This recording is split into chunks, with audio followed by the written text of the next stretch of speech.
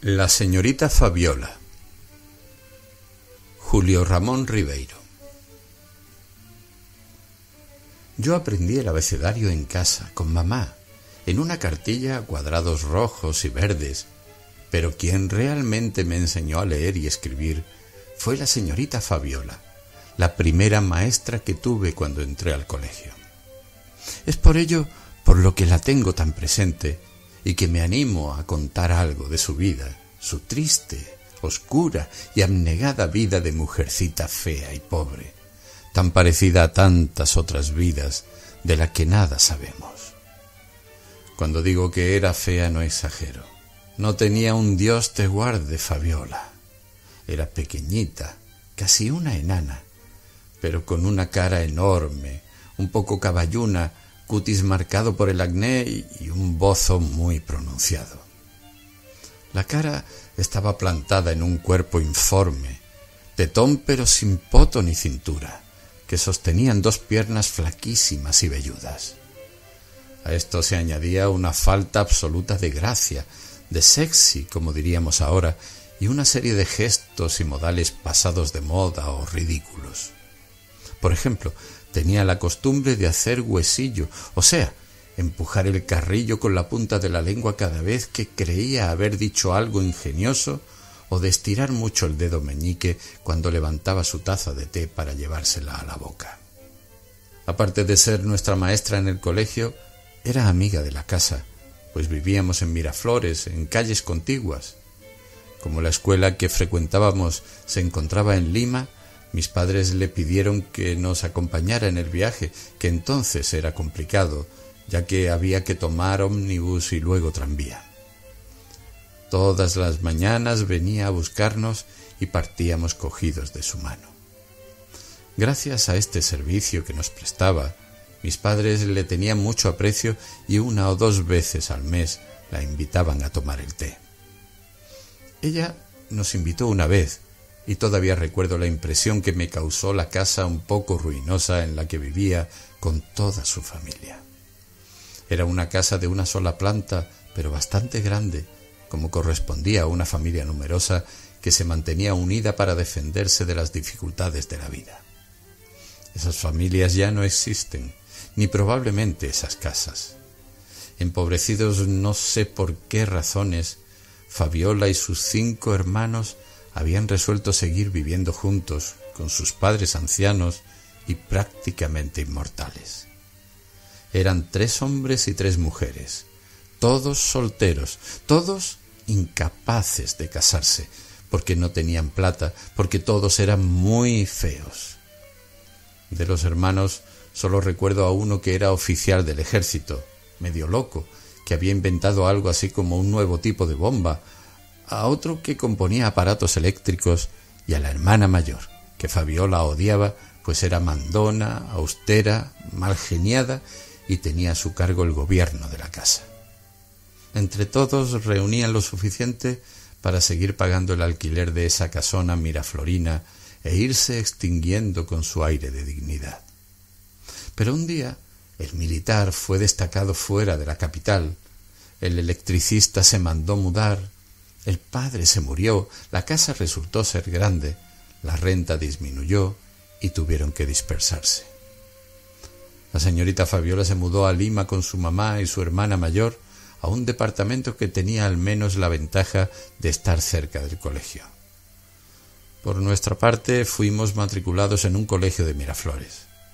Así Fabiola dejó de ser nuestra maestra y nuestra vecina, pero nuestro contacto con ella se mantuvo. Una noche la invitamos a cenar.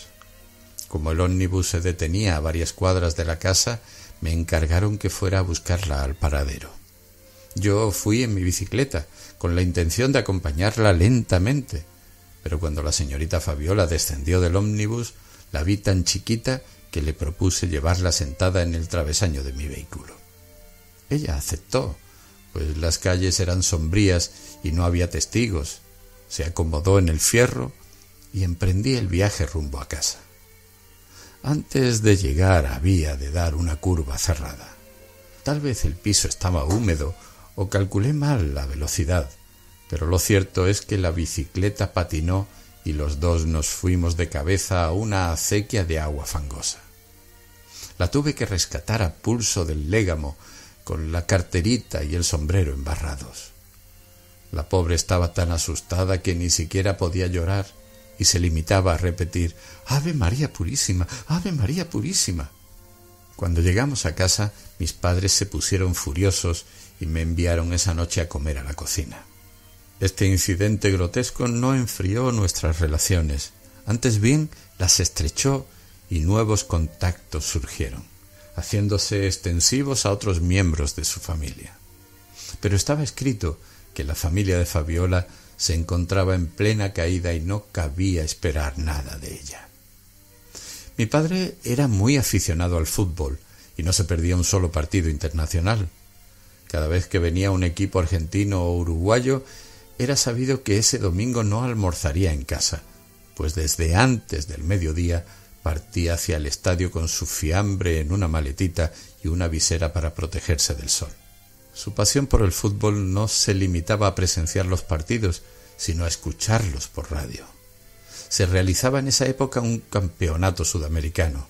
El Perú jugaba contra Brasil y todos estábamos reunidos en la sala escuchando el encuentro.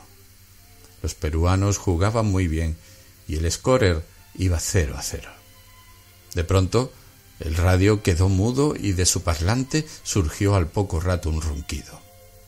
Mi padre movió todos los botones posibles, manipuló incluso detrás del aparato jalando alambres y enchufes, pero no había nada que hacer. La emisión se había perdido y solo nos llegaba todos los ruidos del espacio. Mi padre era un hombre colérico y de decisiones intempestivas. Lo vimos entonces hacer algo memorable que nos dejó pasmados. Se alejó hasta la puerta de la sala y tomando impulso corrió hasta el radio y le aplicó un puntapié tan preciso que su zapato se introdujo por el parlante incrustado en el aparato. El ronquido desapareció naturalmente, pero el radio también. No sé cómo la señorita Fabiola se enteró de este percance y sugirió que para componer radios no había nadie mejor que su hermano Héctor. No tenía taller ni era un profesional, pero sus precios eran módicos y su trabajo impecable. Mi padre aceptó encantado su propuesta y la instó a que el técnico viniera cuanto antes. Héctor se presentó al día siguiente.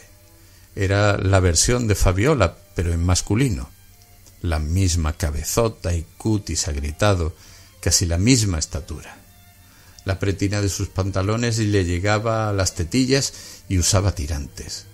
Cuando vio el radio dijo que era un juego de niños, abrió su maletín de cuero y se puso a desarmarlo. Mi hermano y yo observamos durante largo rato sus manejos. Con un destornillador iba retirando una a una las piezas que distribuyó sobre la alfombra con una aplicación artística en la que entraba en juego colores, formas y tamaños. A mediodía había desmontado íntegramente el aparato y haciendo una pausa dijo que iba a almorzar para continuar su trabajo en la tarde. Lo esperamos en vano. Nunca en la vida regresó. ¿Se encontró en la esquina con algún amigo? ¿Le dio un colapso mortal? ¿Se dio cuenta que el radio era incomponible?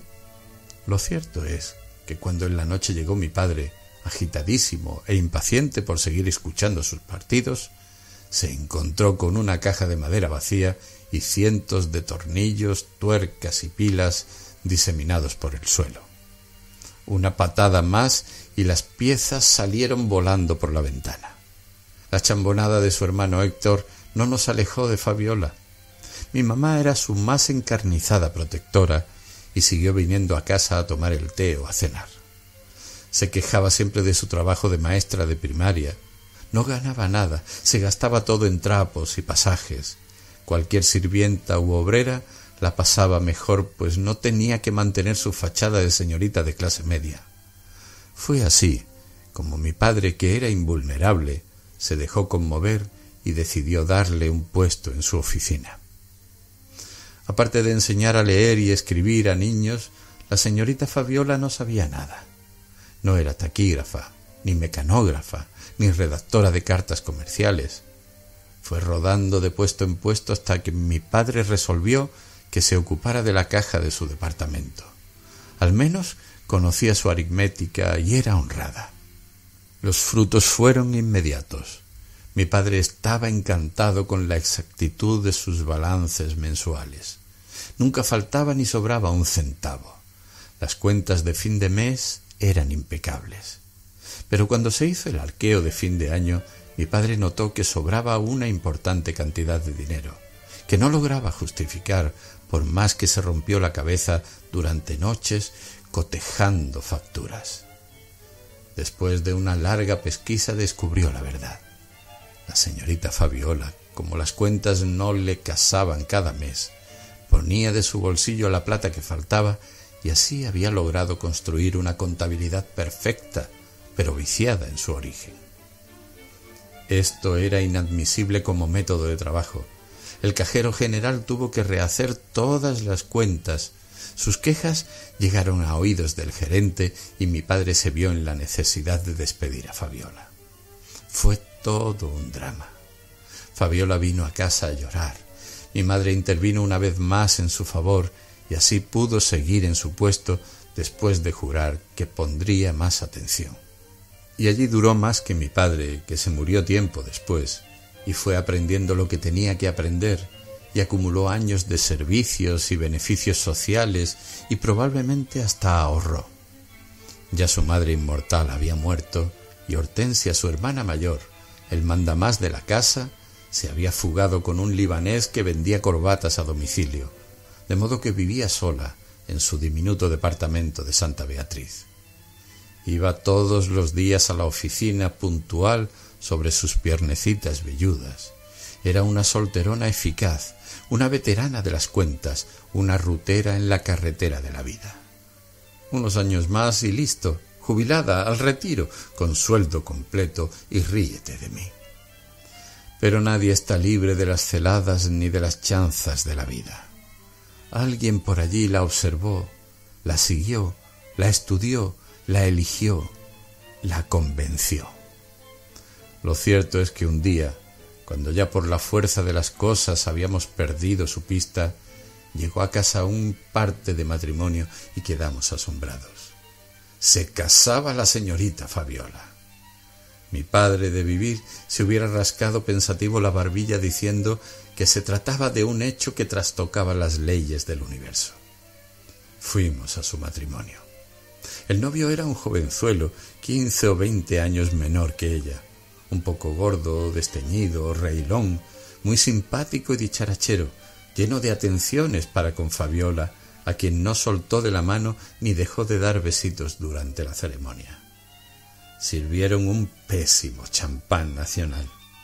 Nos llamó la atención que no asistiera uno solo de sus parientes y que su único amigo, que sirvió de testigo, era un boticario charlatán, desdentado y borracho, que al salir de la iglesia patinó en la acera y se fue de cabeza rompiéndose la frente. Volví a ver a Fabiola solo una vez, muchísimos años más tarde. Tenía varios hijos, se había separado de su marido y a pesar de estar jubilada, necesitaba encontrar otro trabajo para mantener a su prole. Estaba más chiquitita, viejísima y fea como nunca. Quería por el momento que la ayudara en un juicio de divorcio, pues su marido seguía viniendo a casa para sacarle plata, y la última vez, según me dijo, le había dado una patada en la boca. Yo le di una recomendación para un amigo abogado y otra para un vocal de la corte. Antes de partir me dijo que tenía una sorpresa e hizo un huesillo, esperando que le preguntara cuál era. De su cartera extrajo uno de mis libros y me lo mostró diciendo que lo había leído de principio a fin. Estaba en realidad subrayado en muchas partes, añadiendo que estaba feliz de que uno de sus viejos alumnos fuera escritor. Me pidió, como es natural, que le pusiera una dedicatoria. Nada me incomoda más que poner dedicatorias.